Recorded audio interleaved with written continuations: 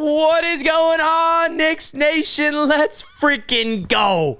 The Knicks go up 2-0 on the Indiana Pacers. I just got home from Madison Square Garden. Your boy was in attendance tonight. Boy, oh boy, it feels good to be home finally because I have a lot to say about this game. That's why this video is coming out a little later than usual. We like to get these videos out right after the game, but tonight I was at MSG. I went live for a few minutes afterwards. I tried to make the train, which I did, so I can get home ASAP. Boy, was the Garden bonkers tonight, which is absolutely, that's why you go there. Madison Square Garden, it blew the roof off that arena when Jalen Brunson came back in that second half. There were so many things that happened in this game to break down, whether it's Jalen Brunson going down and returning, OG Anunoby getting hurt, the F Reggie Miller chants, and Josh Hart going on the hot mic saying, oh yeah, did you hear what they said? They said F you.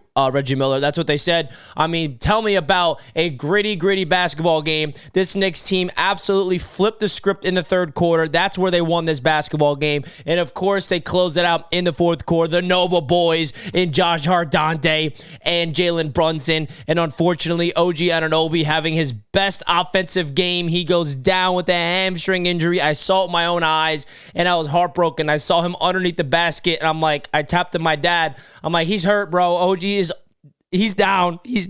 And he came up and he limped into the locker room. He's done with a sore hamstring. Don't know anything from there. Let's hope that it's nothing serious. But boy, oh boy, Knicks being up 2-0. The Nova boys are absolutely here, and I'm excited to break down this game. Let me know your thoughts in the comment section, Knicks Nation. You can hear in my voice I'm a little raspy from yelling so loud at Madison Square Garden. Hit the like button if you're enjoying the content here on this video, and subscribe to Knicks Media if you're not already. We got a lot of Knicks content coming, baby. A lot more to come. Now, let's get into Jalen Brunson first. Jalen Brunson, 24 points in the second half after going down, and everybody was freaking out, okay? Freaking out at halftime. Luckily, we saw him trot out there out of the tunnel. I actually took a video, and I was one of the first people on Twitter to post out there, Brunson's back, and he's okay.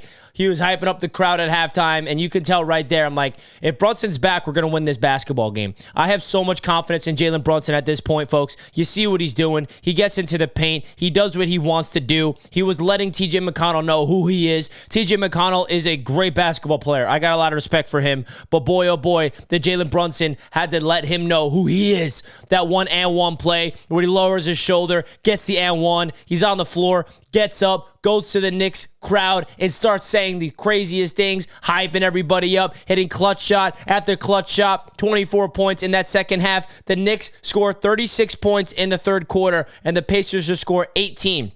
That's where the game was won. The Knicks had a 9-point deficit or something like that heading into halftime, or a 10-point deficit, I believe. And the Knicks flipped the script early in that third quarter, and they absolutely got the job done. Now, there were some sequences in this game that drove me nuts, and especially in the first quarter. The Pacers went on an 11-0 run in 50 seconds. That can't happen, okay? That was craziness. The Knicks got to figure out a way to not turn the ball over and inbound the ball. The Pacers like their full court press. They obviously are really trying their best to shut down Brunson. Not working, by the way. They're making it tough, but it's not enough, okay? That's really what it comes down to. Rick Carousel continuously blames the refs. I mean, give me a freaking break. If you're the Pacers and you come out of this game thinking we lost this game because of the refs, that is the most softest thing I've ever seen.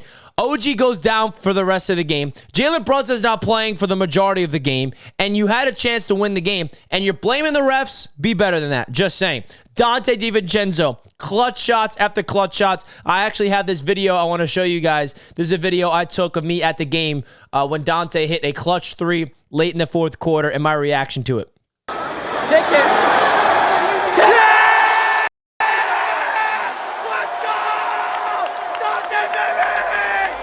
Oh my gosh, look at me going crazy. So you see it there. I mean, we'll pause it. This was the play where Dante hit a three with like 2 or 3 minutes left in the fourth quarter. They were kind of trading baskets. The Pacers and the Knicks were going back and forth, back and forth.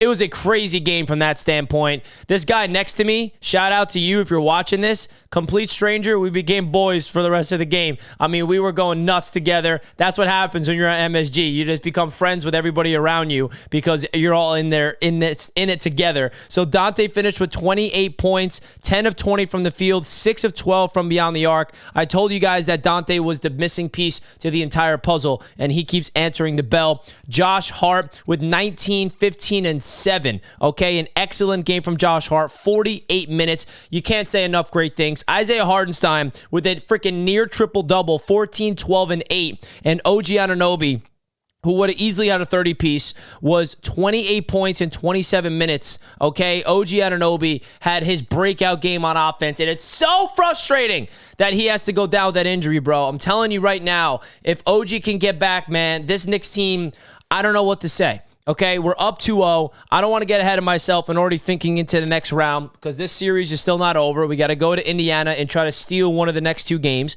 Obviously, it's Knicks in 4 until proven otherwise. Same thing like last series, even though the Knicks went to 6 in that series. But at the end of the day, the Knicks got the job done. Wasn't perfect. Brunson goes down. He returns. OG Anunoby, he went down, did not return at all.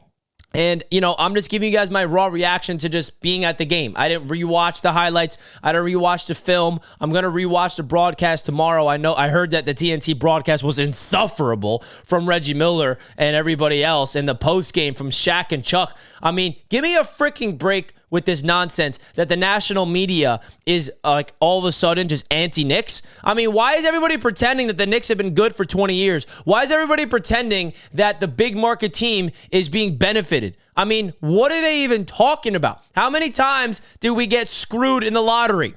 Okay? If this was a rigged thing that the Knicks get the benefit of the doubt, we would have got many first overall picks. We've gotten none. Okay? I mean, I can keep going. We've been terrible forever. Why is everybody like pretending that we've been this juggernaut for decades because the NBA loves us because they make more money when we're winning? That's just a bogus conspiracy theory. It's Knicks fans and the New York Knicks organization versus the world, baby. And I'm all here for it. It's bringing us Knicks fans closer together. Let's freaking go. We got this guy leading the way in Jalen freaking Brunson. That and one on TJ McConnell. What got me so hyped up at Madison Square Garden. It was phenomenal to be in the arena. Hopefully I can go to another game, but boy, oh boy, I'm going to have to save up some money because it is expensive to be there. But Knicks fans, I want to hear your thoughts in the comment section right now. What's your overall thoughts? Knicks up 2-0 on the Indiana Pacers in round number 2. Now, let's see what we got cooking up for Game 3 in Indiana on Friday. I'm going to have to assume OG is going to be out. I mean, in Game 3. I don't see him returning.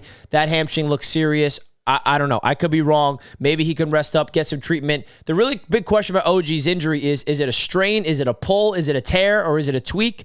Was it a cramp? Those are the things we have to look out for. So hopefully OG's okay. Let me know your thoughts. Let's go, Knicks. I'm hyped up. It's past midnight right now.